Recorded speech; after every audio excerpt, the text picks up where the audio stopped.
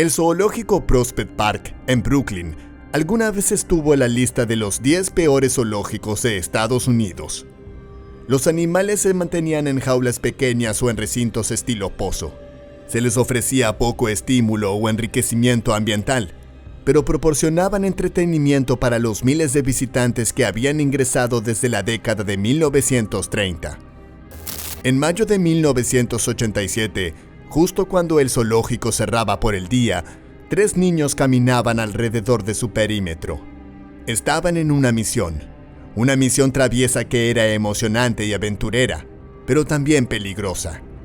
Planeaban colarse en el zoológico y nadar alrededor del foso de las focas. Era un desafío tonto que los niños de 10 y 11 años habían ideado, aunque sería uno que le costaría la vida a uno de ellos.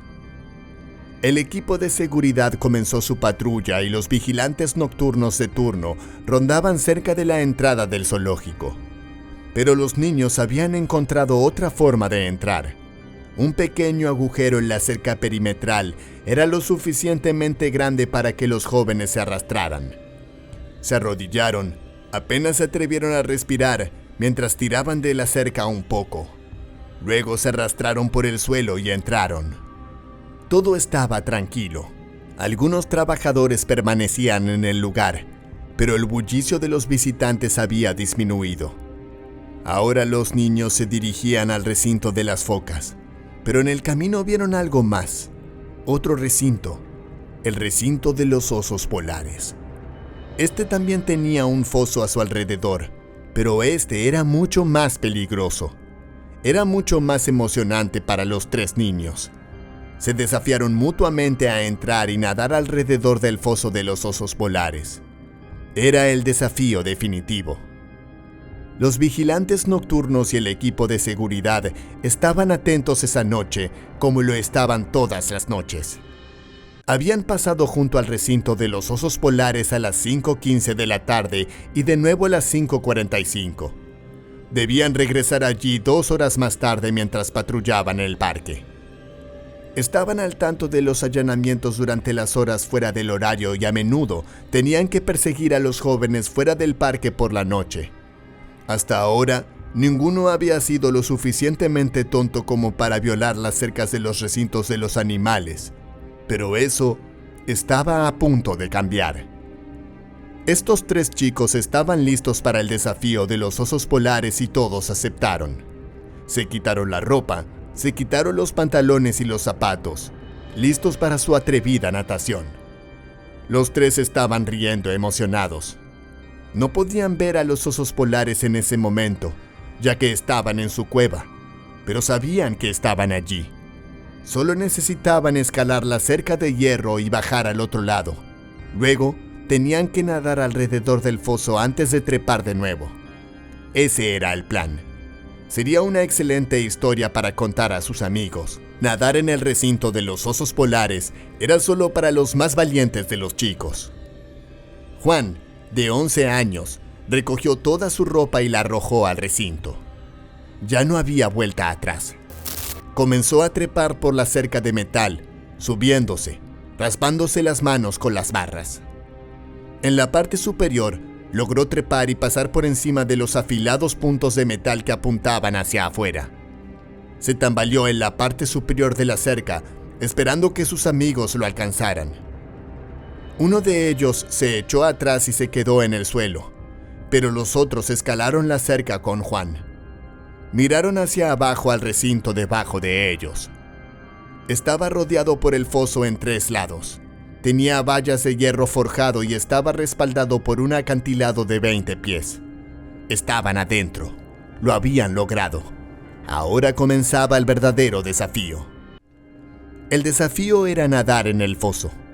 Los 2 chicos caminaron hacia adelante, mientras su amigo los observaba desde el otro lado de las barras. Juan entró en el foso, pero su amigo decidió no hacerlo. Era demasiado peligroso. Regresó a la cerca mientras Juan procedía a través del agua. Esperó medio nadando hasta llegar al otro lado. Para ese momento, el alboroto que los niños habían causado había alertado a los residentes del recinto. Teddy, de 540 kilogramos, y Lucy, de 400 kilogramos. Los osos salieron de su guarida para investigar. Levantaron la cabeza y olfatearon el aire.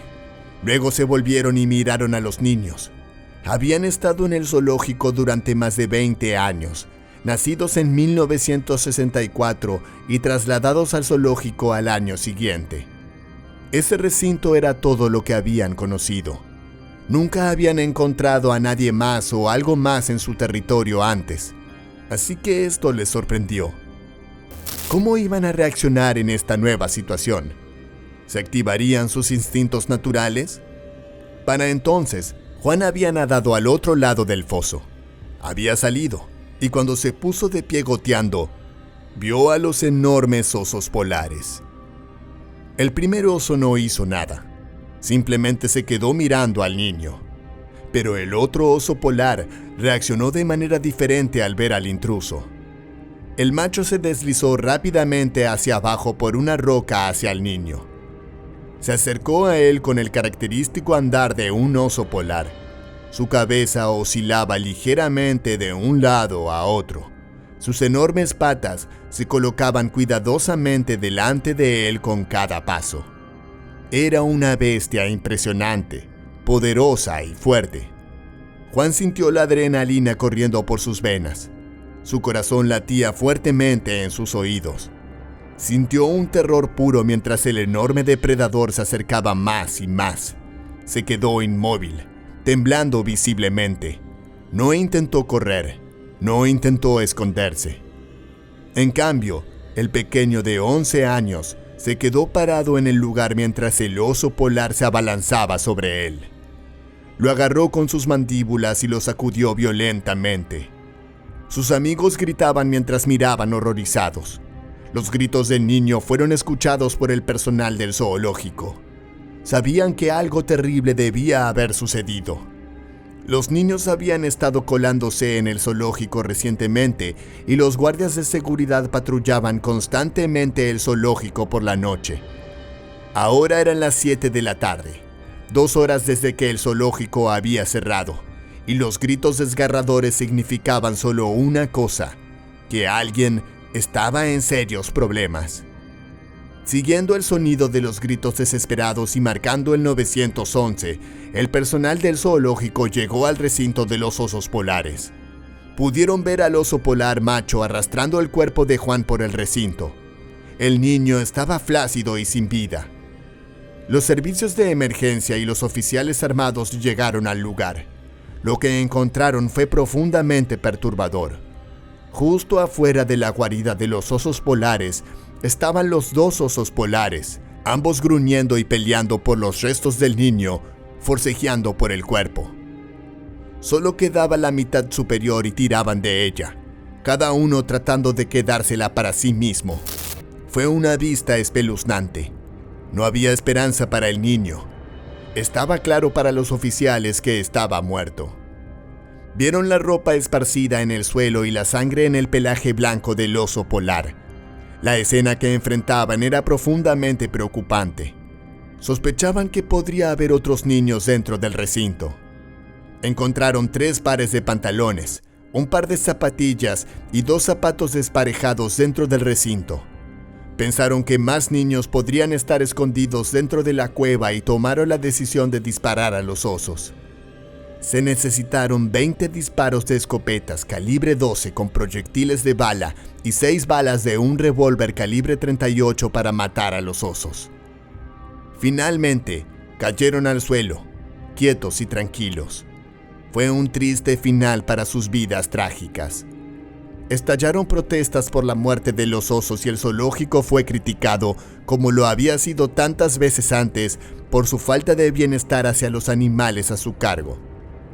Los oficiales y el personal del zoológico querían asegurarse de que solo habían matado a un niño y no a ningún otro.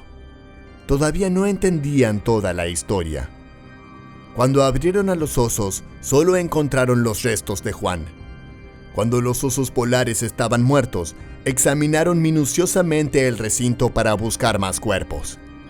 Más tarde, Los padres de los dos amigos de Juan llamaron a la policía para informarles lo que había sucedido. Fue entonces cuando los dos niños fueron entrevistados y pudieron revelar el verdadero horror de la historia. Un desafío tonto que salió horriblemente mal. El zoológico Prospect Park fue cerrado al público un año después, en 1988. Las jaulas y recintos tipo pozo fueron completamente demolidos junto con la mayoría de los edificios interiores. El zoológico necesitaba desde hacía tiempo una renovación. Las condiciones en las que se habían mantenido los animales durante más de 50 años eran espantosas. Latas de cerveza vacías y botellas de vino rotas estaban esparcidas por algunos de los recintos.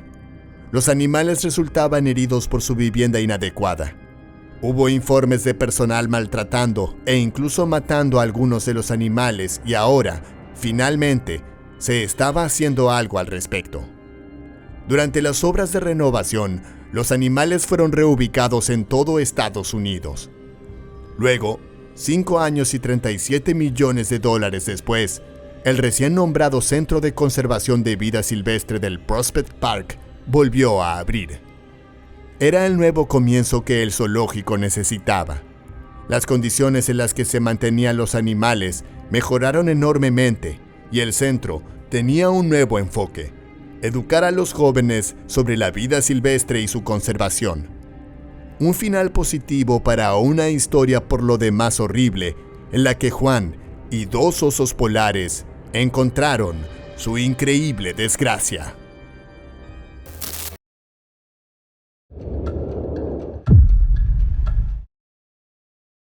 Muchas cosas diferentes pueden desencadenar un ataque de tiburón, aunque algunas son menos conocidas que otras. Todos estamos familiarizados con la historia de los surfistas que son atacados porque se parecen a las focas desde abajo, y sabemos que un movimiento agitado puede atraer a los tiburones pensando que es un animal en apuros o herido. Aparte de lo obvio, hay nuevas investigaciones que sugieren algunos otros desencadenantes para los ataques de tiburones, como la presencia de sangre en el agua o, más extrañamente, la orina humana. Esto podría explicar por qué Alicia Webster, de 7 años, fue atacada mientras nadaba en Nueva Zelanda. El evento ciertamente ha generado controversia sobre por qué algunos tiburones atacan a los humanos. Nueva Zelanda no es precisamente famosa por sus ataques de tiburones, con una baja tasa de ocurrencia y solo un par de informes al año. Dicho esto, hay más de 70 especies de tiburones que habitan en sus aguas, incluido el tiburón blanco, peligroso y famoso, lo que puede convencer a algunas personas de mantenerse fuera del agua por completo. Para otros, el océano ofrece un escape. Los marineros en particular adoran aprovechar al máximo su tiempo en alta mar. La familia Webster era de ávidos marineros que en 2005 decidieron llevar su yate a Malakula para pasar un tiempo lejos de casa. Estaban en el yate con la familia Markham, con quienes compartían el amor por la navegación. Habían prestado sus barcos mutuamente en el pasado, pero recientemente habían decidido compartir un barco y también irse de vacaciones juntos. Este viaje, sin embargo, era solo para la familia, así que Alicia iba a pasar tanto tiempo como fuera posible con sus padres, hermanos y abuelos. Cuando la familia llegó a Malakula con su yate, quedaron inmediatamente decepcionados por el clima, que estaba particularmente nublado y le daba a la isla un aspecto sombrío. Desembarcaron en la orilla y fueron recibidos de inmediato por un maestro que vivía en la isla. Vio a Alicia nadando en el agua y advirtió a la familia que no permitieran que su hija nadara en el océano, ya que era un área popular para los tiburones. Explicó que muchos barcos de pesca llegaban regularmente a esta área, lo que atraía la atención de los tiburones que buscaban una comida fácil. Como resultado, nunca dejaba que sus hijos nadaran en el mar. Había varios lugares de agua dulce cerca que serían mucho más seguros, así que el maestro sugirió que la familia se alejara de la playa en busca de estas áreas. Estuvieron de acuerdo en que querían mantener a sus hijas seguras, así que se trasladaron tierra adentro para almorzar lejos del borde del agua. Sin embargo, una vez que terminaron de comer, la familia regresó al agua a pesar de las advertencias. El hombre se acercó nuevamente a la familia para advertirles una vez más sobre los peligros que los tiburones les presentarían. Los padres le dijeron a Alicia que saliera del agua nuevamente, pero esta vez parecían molestos con las advertencias. Satisfecho de que entendieran los peligros, el maestro regresó a su hogar y continuó con su día, dejando a la familia relajarse en la playa. Sin embargo, la familia pronto cometería un error devastador que le costaría la vida a la pequeña Alicia. Después de que el maestro desapareciera de la vista, Grant y Shear Webster le dijeron a su hija que podría volver al agua, ya que estaban convencidos de que estaba exagerando. Había muchos otros niños locales que estaban jugando en el agua. ¿Por qué debería excluirse a su hija después de que navegaron hasta aquí? Se sentaron en la orilla mientras veían a su hija chapotear en las aguas poco profundas, contentos de haber criado a una niña tan confiada en el agua. Les anunció en voz alta que necesitaba hacer pipí, y ellos le aseguraron de que estaba bien si hacía pipí en el océano, donde eventualmente terminaría de todos modos. La vigilaban, pero confiaban en que estaría bien. Después de todo, estaba acostumbrada al agua. Estaban más preocupados por los niños locales que parecían un poco asustados por algo mientras trataban de salir rápidamente del agua. Los padres los observaron con interés, pero cuando se volvieron hacia Alicia, ya no estaba en ninguna parte. ¿Cómo era posible? Apenas habían apartado la vista por un segundo y ella estaba solo a unos metros en el agua, apenas lo suficientemente profunda como para llegarle al estómago. Mientras escudriñaban el agua en busca de algún signo de ella emergió y regresó a la superficie gritando. El padre de Alicia, Grant, actuó de inmediato y corrió hacia su hija gritando. La sacó del agua y la depositó en la arena, tratando desesperadamente de detener la sangre que brotaba de su pierna. Todos estaban en pánico. Los niños corrían desde el agua con miedo, tratando de escapar de la sangre que poco a poco teñía de rojo la orilla. Alicia había sido atacada por un tiburón, eso estaba claro, pero sus padres aún no podían entender los detalles del ataque. Ni siquiera habían visto al tiburón que la había agarrado. Todo lo que importaba en ese momento era tratar de salvar a su hija.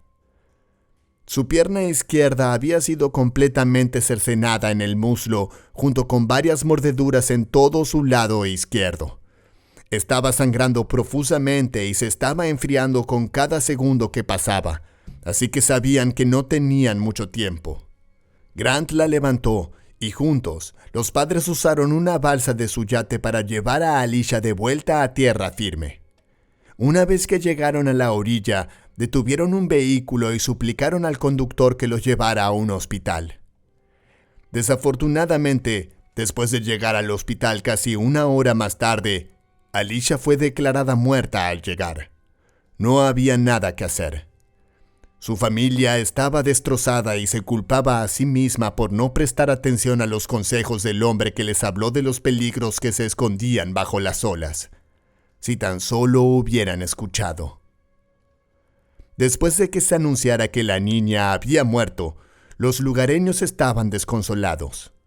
Intentaron identificar al tiburón responsable del ataque, pero nadie había podido presenciar el ataque excepto Alicia, así que no había forma de conocer la especie. En los días siguientes al ataque, los piragüistas locales informaron haber visto un gran tiburón tigre patrullando las aguas donde fue atacada la niña, lo que llevó a muchos a creer que este era el tiburón responsable. Aunque también se avistó un tiburón blanco justo 2 días antes del accidente, así que es muy probable que nunca sepamos qué tiburón fue. Su cuerpo fue devuelto rápidamente a casa con su familia para que pudieran rendirle homenaje y recordar a su hija como la niña feliz y despreocupada que era, en lugar de la forma horrible en que murió. A pesar de estos detalles, todavía no sabemos uno de los detalles más importantes. ¿Por qué el misterioso tiburón atacó a la pequeña Alicia en primer lugar? Existe una teoría ampliamente debatida que es relevante para este caso en particular. ¿Los tiburones se sienten atraídos por la orina humana? ¿Podría ser esta la causa de un ataque? Se sabe ampliamente que si bien los tiburones son atraídos por el olor de la sangre en el océano, no están tan interesados en la orina, ya que no indica que alguien esté herido de la misma manera que lo haría la sangre. Dicho esto, los tiburones tienen un sentido muy desarrollado que utilizan para cazar, lo que significa que están muy sintonizados con todos los fluidos corporales que puedan entrar en el agua. Por lo tanto, al orinar en el océano, Alicia pudo haber alertado al tiburón que la mató de su presencia en el agua, lo que lo llevó a investigar. Otros nadadores informaron sentir pasar al tiburón debajo de ellos sin atacarlos, por lo que es extraño que el animal aparentemente se dirigiera a Alicia. Si solo estuviera cazando, habría atacado a los niños en el agua más profunda, ya que habría podido dominarlos fácilmente y arrastrarlos bajo el agua mientras esperaba que se ahogaran. En cambio, eligió a una niña pequeña que estaba cerca de la costa, donde sería un cazador menos efectivo y correría el riesgo de vararse. Como resultado, algunos han especulado que este tiburón fue atraído por su orina en el agua, aunque estas afirmaciones no están respaldadas por la teoría científica. Algunos argumentaron que la orina de hecho disuadiría a un tiburón de atacar, ya que interferiría con su capacidad para detectar la sangre, su objetivo principal. Sin embargo, el ataque a Alicia contradice esta idea, y su muerte sirve para recordar a las personas el misterio del comportamiento de los tiburones. La próxima vez que nades para orinar en el océano, es posible que estés atrayendo, sin saberlo, a tu desgracia increíble.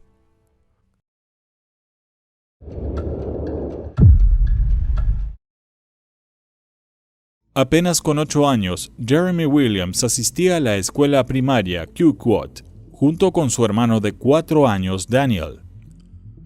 Eran miembros del pueblo indígena Quogue, cuyo padre también enseñaba en la escuela de la comunidad aislada en la isla Vancouver de Columbia Británica. Pertenecientes a una comunidad arraigada en la tradición y rica en cultura, Jeremy y Daniel eran 2 de los 300 indígenas viviendo en el pueblo. La comunidad rural y aislada estaba ubicada a 225 kilómetros al noroeste de Victoria, rodeada de una hermosa naturaleza salvaje. Quogue es el asentamiento contemporáneo más al noroeste de los nativos que hablan Nootka. Es un pueblo pesquero. La comida del océano ha provisto para la comunidad durante generaciones. Los indígenas llegaron allí hace más de 4.000 años, atraídos por la rica vida marina, los recursos naturales, el clima templado y los hermosos alrededores. Pero en esos alrededores había peligros ocultos. Los animales salvajes acechaban. La mayoría se alejaba al primer avistamiento de un ser humano, pero para otros eran audaces y valientes, representando un riesgo real, especialmente para aquellos que deambulaban solos. La proximidad de la escuela a la naturaleza salvaje era motivo de preocupación para los padres. Habían pedido repetidamente a los directivos de la escuela que construyeran una cerca alrededor de la misma y sus terrenos. Sabían que los animales salvajes eran comunes en la zona y creían que era solo cuestión de tiempo antes de que ocurriera un ataque a los niños de la escuela. Lamentablemente, tenían razón. Durante las últimas semanas hubo cada vez más avistamientos de pumas en la isla Vancouver. Eran animales naturalmente curiosos y algunos tenían poco miedo a los humanos. Se acercaban a los caminantes, ciclistas e incluso a los guardabosques de vida silvestre. El consejo siempre era quedarse quieto, agitar los brazos sobre la cabeza y gritar, nunca dar la espalda a un puma e intentar arrojar algo. Los niños pequeños debían ser recogidos. Por lo general, huían. Normalmente solo estaban interesados en algo que llevaras contigo, como comida en tu mochila. Pero si te veían como presa, era otra historia. Una mañana de martes en mayo de 1992, Jeremy estaba jugando con su hermano Daniel y sus dos amigos en el patio de la escuela. Su padre, que era uno de los maestros de la escuela, estaba dentro del edificio. Podía escuchar a los niños jugar y a veces miraba por las ventanas y veía a sus dos hijos corriendo con los demás. Pero no era el único que observaba a los niños jugar esa mañana. Un puma había sido atraído por los gritos y las risas de los niños mientras jugaban fuera durante el recreo. Jeremy se sentó en un banco de hierba en el borde del patio mientras los otros niños seguían corriendo detrás de él. Miraba hacia el bosque circundante, pero no logró detectar al felino camuflado entre la maleza. El puma fijó sus ojos en el pequeño niño. Era una hembra, apenas una cachorra de 1 año. Probablemente estaba cazando sola por primera vez. Por lo general, los leones de montaña permanecen con sus madres hasta entre los 14 y los 21 meses. Como cachorra, no podía haber sido independiente durante mucho tiempo. Era una cazadora inexperta, pero oportunista. Uno de los más peligrosos de su especie. Los pumas son hipercarnívoros, lo que significa que solo comen carne. En el Parque Nacional Yellowstone compiten con los lobos por alces y ciervos. En otros lugares también cazan mamíferos más pequeños como mapaches, puercoespines y pavos salvajes. Pero generalmente cazan de noche o durante el amanecer y el atardecer. Entonces, ¿por qué estaba fuera durante el día? Quizás había tenido una noche sin éxito en la caza, o tal vez tenía mucha hambre. El puma se agachó, su vientre apenas a centímetros del suelo. Lentamente avanzó entre la maleza, sus pasos silenciosos en el suelo, sus ojos sin parpadear. Luego se lanzó hacia adelante, repentinamente corriendo desde el bosque hacia el niño. Cubrió el terreno abierto entre Jeremy y ella en un segundo. Un destello marrón captó la atención de Jeremy y miró hacia arriba y gritó al ver al puma de 27 kilogramos lanzándose sobre él. No tuvo tiempo de levantarse y correr. El puma se abalanzó sobre él instintivamente, yendo por el cuello. Sus garras se clavaron en su cuerpo y los largos colmillos perforaron su garganta mientras lo atacaba. Los otros niños gritaron y todos corrieron hacia el edificio de la escuela. Algunos corrieron hacia adentro gritando pidiendo ayuda. Sabían que su amigo estaba en serios problemas. Jeremy intentaba defenderse, pero era demasiado pequeño en comparación con el gato salvaje. No tenía oportunidad. El peso de su cuerpo lo mantenía inmóvil, y cuando cerró sus mandíbulas alrededor de su garganta, solo le quedaban segundos de vida. Kevin Williams, el padre de Jeremy, escuchó el caos afuera y corrió al patio del recreo. Allí vio a su hijo mayor debajo del puma beige marrón, con la cabeza en sus mandíbulas. Corrió hacia el león de montaña gritando y vociferando, tratando desesperadamente de distraerlo y asustarlo. Aunque solo pasaron segundos, el tiempo parecía detenerse. El ataque parecía durar para siempre, con Kevin sintiéndose impotente para detenerlo. Luego, el conserje de la escuela, también escuchando los gritos aterrados de los niños, salió corriendo con su rifle. Lo levantó, apuntó y disparó un solo tiro. El puma colapsó en el suelo junto al joven, pero ya era demasiado tarde. Ya había entregado su mordedura fatal. No había nada que Kevin pudiera hacer por su hijo. Sostenía al niño inerte en sus brazos mientras su hijo de 4 años, Daniel, el hermano menor de Jeremy, observaba. La muerte de uno de los suyos sacudió a la comunidad cerrada de Quoit. Fue una tragedia que fácilmente podría haberse evitado. Richard Leo, jefe indígena Quoit, dijo a las autoridades que los padres estaban furiosos con la junta escolar por no proteger a los niños de la amenaza de los animales salvajes. No solo había pumas allí afuera, también había osos y lobos. Richard dijo que ningún alumno regresaría a la escuela hasta que tuvieran la garantía de que se construiría una cerca alrededor de sus terrenos. Al estar rodeados del hábitat principal de pumas y osos, sus hijos necesitaban estar seguros. Una docena de niños estaban en el patio de recreo ese día.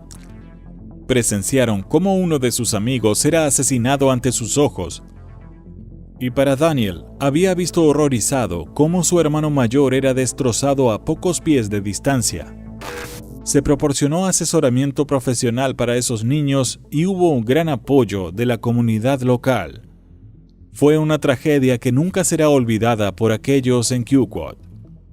Hay alrededor de 4.000 pumas en todo Canadá, 3.500 de los cuales se encuentran en la Columbia Británica. La isla Vancouver tiene la mayor concentración de pumas en el mundo, con alrededor de 800 que llaman a la isla su hogar. En los últimos 100 años, 5 personas han perdido la vida a manos de los leones de montaña en Columbia Británica. Sorprendentemente, todas menos una de estas ocurrieron en la isla Vancouver. Durante el mismo periodo, se produjeron 29 ataques no mortales en Columbia Británica, 20 de los cuales ocurrieron en la isla. La mayoría de estos fueron niños menores de 16 años. Aunque estos ataques son devastadores para todos los involucrados, son excepcionalmente raros. Pero es la elusividad de los pumas los que los hace tan aterradores. Saber que están ahí afuera y que son depredadores natos con la capacidad de derribar un alce de 270 kilogramos. La mayoría de los canadienses nunca verán a uno, pero para aquellos que lo hacen, a menudo viene acompañado de una aterradora desgracia increíble. No olviden suscribirse al canal y activar las notificaciones para ver más videos como este. Y si les gustó, denle me gusta. Nos veremos en otra desgracia increíble.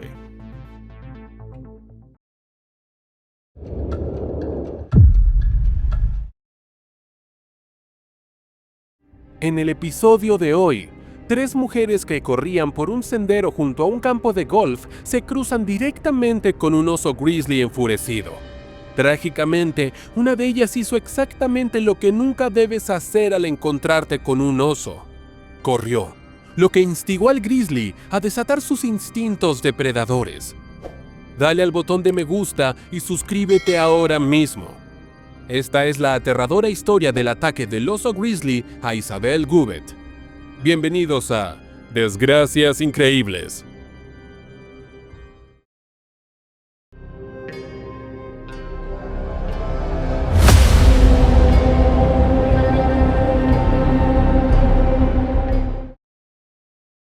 En mayo de 2005, en Canmore, Canadá, las autoridades de pesca y vida silvestre reubicaron a un oso grizzly macho de 4 años. El oso no era agresivo ni había causado daños, pero se encontraba rondando cerca de un campo de golf, justo a las afueras de la ciudad. Normalmente se le habría dejado en paz, pero después de que una mujer caminara por uno de los senderos y se topara con él, el oso corrió hacia ella. Afortunadamente, no la atacó físicamente. La demostración fue más para asustarla, pero fue lo suficientemente cercana para que las autoridades decidieran tranquilizar al oso y moverlo a 10 millas más adentro del bosque. Por lo general, los traslados de osos se hacen a más de 50 millas de distancia, pero dado que el oso no había sido violento, no se consideró necesario llevarlo tan lejos. Pero el oso estaba decidido a hacer del campo de golf su nuevo hogar. Menos de una semana después, lo avistaron de nuevo en el mismo lugar. Y antes de que las autoridades pudieran decidir qué hacer, la naturaleza siguió su curso, y ellos lamentarían para siempre no haber llevado al animal unas millas más lejos. Isabelle Duba, madre de la pequeña Lucy de 5 años, fue la desafortunada víctima de la decisión de las autoridades de tomar el camino fácil. Ella y 2 de sus amigas estaban trotando por uno de los muchos senderos que rodean el campo de golf. El área era un destino popular para excursionistas, ciclistas y corredores, e Isabelle llevaba años utilizando esos senderos. Ella y las 2 mujeres que la acompañaban ese día eran corredoras experimentadas de maratón y estaban entrenando para 3 maratones distintos que planeaban correr antes de que terminara el verano. Lucy estaba en casa con su padre, e Isabel había planeado una sesión de entrenamiento de todo el día, aprovechando la rara oportunidad de escapar de la rutina doméstica. La mañana comenzó bastante bien, con las 3 manteniendo un buen ritmo. Los primeros 40 minutos en el sendero fueron en relativo silencio, concentradas en su velocidad y respiración. No había espacio para charlas ni paradas. El animal ni siquiera se dio cuenta de que 3 personas se acercaban. Justo cuando cruzaba el sendero, las 3 mujeres aparecieron alrededor de la curva, a solo 4 pies de donde el gigantesco oso marrón caminaba. Isabel y sus amigas literalmente se encontraron en el peor lugar, en el peor momento, completamente por casualidad. Cuando las zapatillas de correr hicieron un chirrido y detuvieron su carrera enviando piedras volando en todas direcciones, el oso dio un brusco movimiento de sorpresa.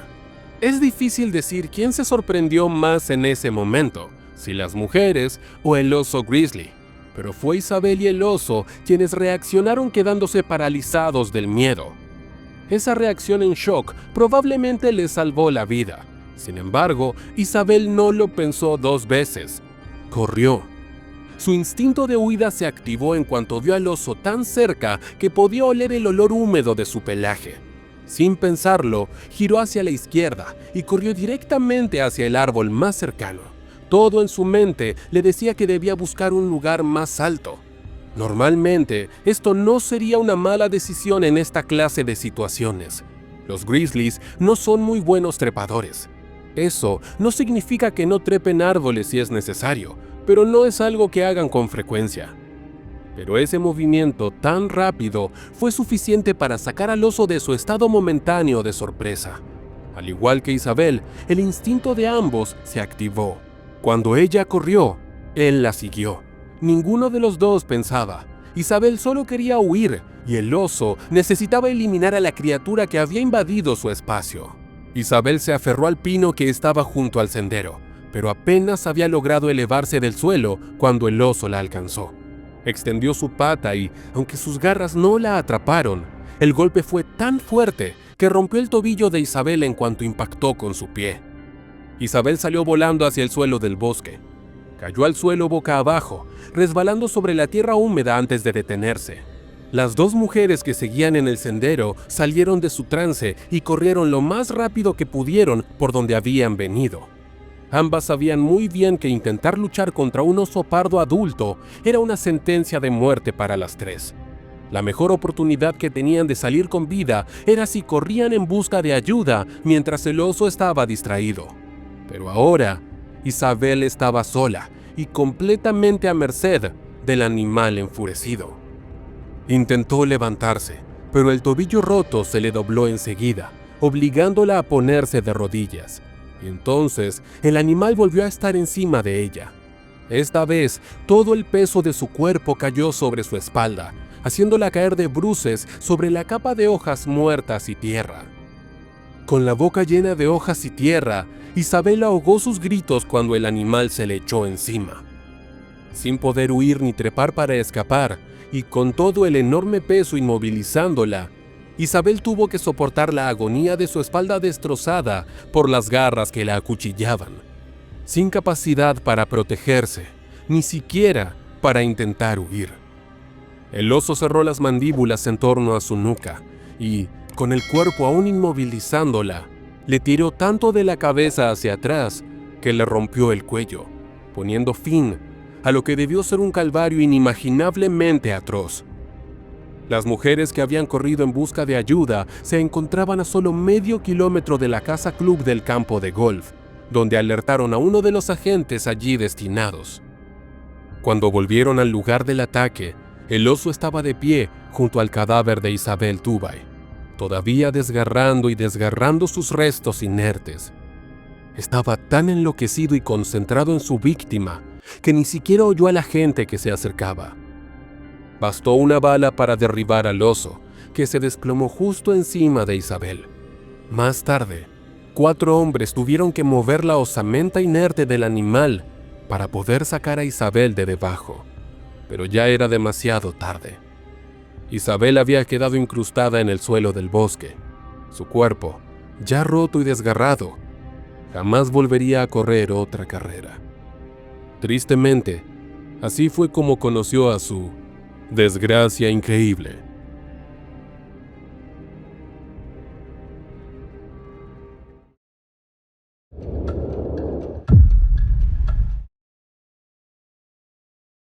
¿Qué podría ser peor que un tiburón persiguiéndote cuando estás en el océano? Pues 2 tiburones persiguiéndote. Pero esta historia es diferente a cualquier otra. Hablaremos de un joven luchando contra 2 gigantescos depredadores marinos y lo más aterrador es que parece que los tiburones están trabajando en equipo para derribar a su presa. Dale like y suscríbete ahora mismo.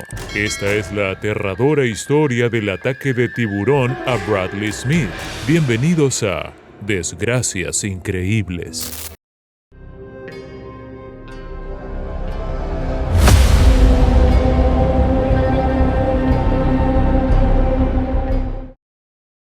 Era temporada de migración de ballenas en la costa suroeste de Australia. Atraídos por la ruta migratoria de las ballenas, los tiburones blancos tienden a dirigirse hacia el norte para encontrarse con las ballenas que regresan. Es en esta época cuando las ballenas se vuelven más peligrosas, ya que la población de tiburones crece y se desplazan en mayor número por las costas. Una de las cosas que se sabe sobre los tiburones blancos es que son cazadores solitarios. No suelen cazar en grupos, a diferencia de otras especies de tiburones. Pero eso iba a cambiar el 10 de julio de 2004, cuando Bradley Smith, un apasionado surfista de 29 años, entró al agua. Bradley, originario de Saltwater, a unos 41 kilómetros al oeste de Perth, iba con un grupo de amigos a surfear a Left Thunders Beach, al sur de Greystown, cerca de Margaret River. Es una playa bastante popular y se considera segura para surfistas de nivel intermedio. Nadie podría haber predicho lo que ocurrió ese día. Mientras Bradley y sus amigos flotaban en sus tablas sobre el océano, no uno, sino 2 tiburones blancos gigantes se movían por debajo de las olas. El comportamiento de cazar en grupo no se ha documentado en tiburones blancos, pero esos 2 claramente tenían un objetivo en común: las figuras de los surfistas sobre la superficie. Tras nadar a lo largo de la costa, los tiburones comenzaron a subir por la columna de agua. Se dirigieron directamente hacia los surfistas y se lanzaron hacia la superficie. Los amigos de Bradley miraron hacia el mar y vieron una sombra aterradora, el perfil de un tiburón blanco. Era tan grande que lo describieron como tan ancho como un coche. Era el megalodón de nuestros tiempos y venía directo hacia Bradley. Antes de que alguien pudiera moverse, de repente, una explosión de agua apareció justo al lado de Bradley y lo lanzó fuera de su tabla. El tiburón que hizo el ataque se estimó de unos 4,5 metros, casi 15 pies de largo. Fue entonces cuando el grupo de amigos vio a un segundo tiburón. Cuando Bradley cayó al agua, sabía lo que vendría. Ya sabía que lo había atacado un tiburón y en un desesperado intento trató de subirse de nuevo a su tabla, pero los tiburones estaban en modo ataque. El más pequeño de los 2, de unos 3 metros o 10 pies, comenzó a rodear a Bradley mientras él luchaba por mantenerse a flote. El otro, más grande, se acercó a toda velocidad.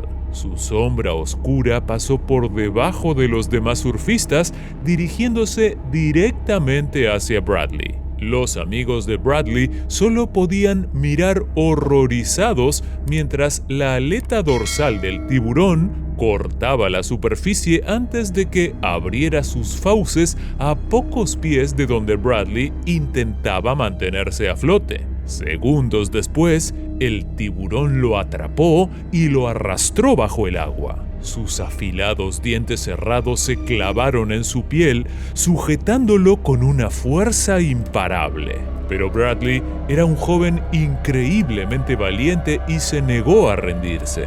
Se retorció y pataleó con todas sus fuerzas dentro de las fauces del tiburón, golpeándolo y pateándolo con sus piernas. Milagrosamente logró salir a la superficie cuando el tiburón lo soltó por un momento. Pero Bradley no estaba enfrentándose solo a un tiburón, estaba lidiando con dos, y la sangre que ahora brotaba de sus heridas abiertas solo empeoró las cosas, incitando a los depredadores marinos y desatando una verdadera carnicería. En ese momento había tanto alboroto en el agua, tanto chapoteo y burbujeo, que era imposible saber cuál tiburón estaba atacando a Bradley. Era una lucha desesperada por sobrevivir y una imagen devastadora para sus amigos. Ellos, todavía en sus tablas de surf, a solo unos metros de donde Bradley estaba siendo atacado,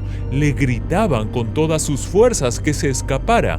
Con todo su ser, le pedían que nadara para salvar su vida.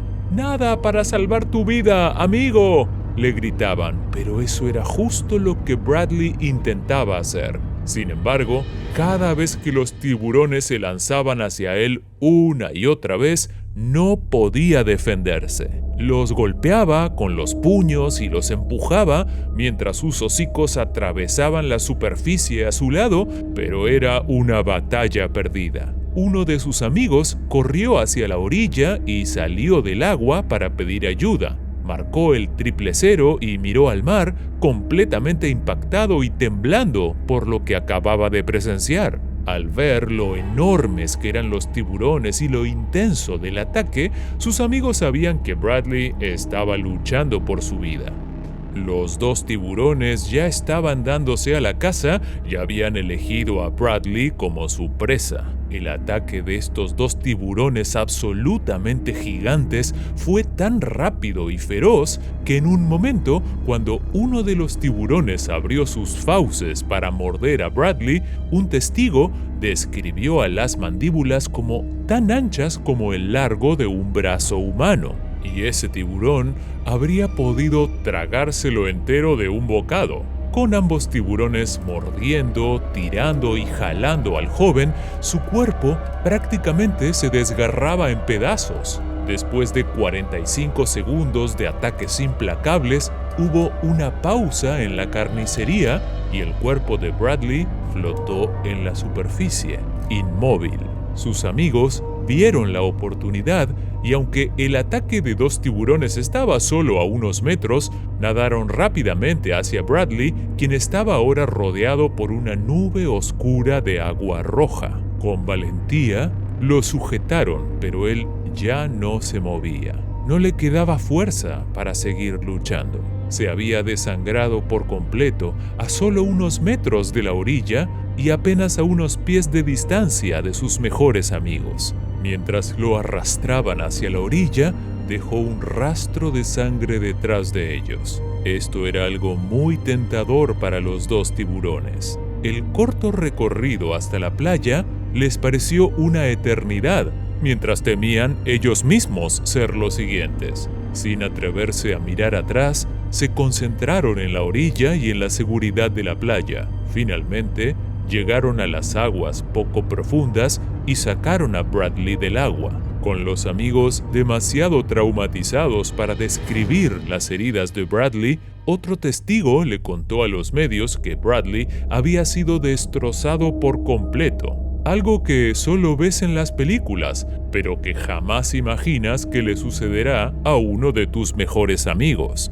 Después del ataque, la tabla de Bradley fue llevada a la orilla. Estaba completamente rota por la mordida del tiburón, cuyas afiladas dentaduras dejaron una marca que mostraba cuán gigantescos habían sido esos tiburones blancos. Un grupo de francotiradores, acompañados por un helicóptero de la policía, patrullaron el océano buscando a los dos tiburones devoradores de hombres. Normalmente los tiburones blancos están protegidos y está prohibido cazarlos, pero el oficial de pesca, Tony Capoluti, comentó que si un tiburón representa una amenaza seria para los humanos y ya ha atacado antes, siempre se tiene autorización para matarlo.